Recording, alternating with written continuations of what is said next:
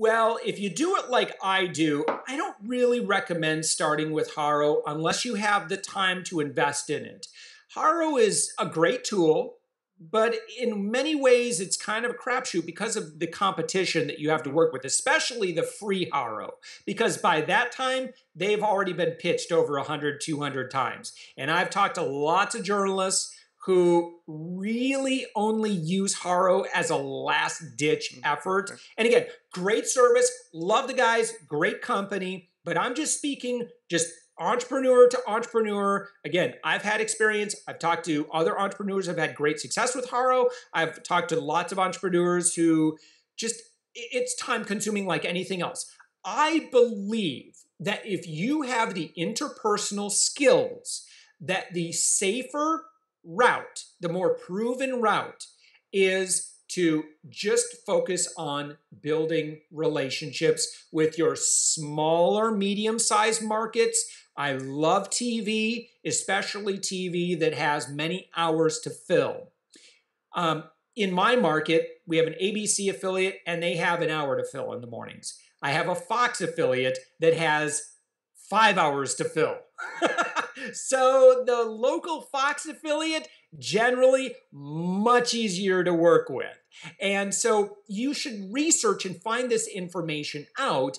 And then you want to connect with them on Twitter. Twitter, in my opinion, is the best tool to use to initiate relationships, assuming that you already have everything in place on your blog or on your website.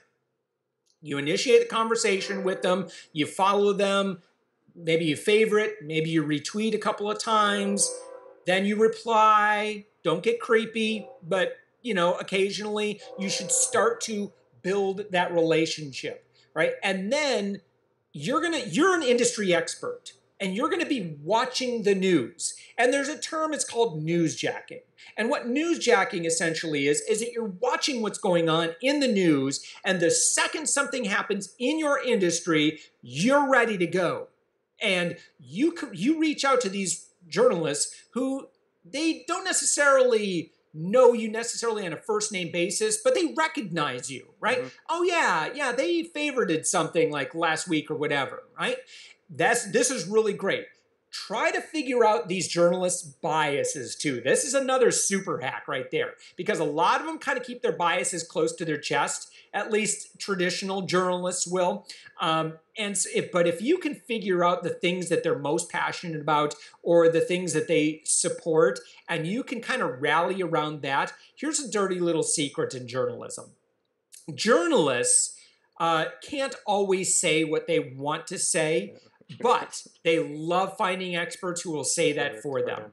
If your belief and philosophy and industry expert stance supports that, you're in a great position.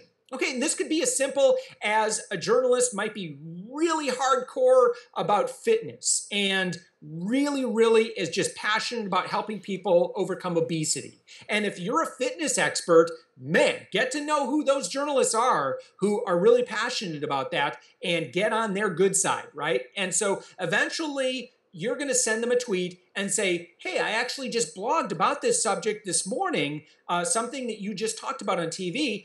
I would love to comment on this. And at my website, you can see clips of other media that I've done. I've written a blog that's gotten guest posted. I've guest posted elsewhere. I've gotten, I've been around the block. I can be trusted, or I've been on TV. Just somehow state your credibility as an expert. And at the beginning, you're going to have to be creative with this. But eventually, this is, and you won't always get the invitation right away.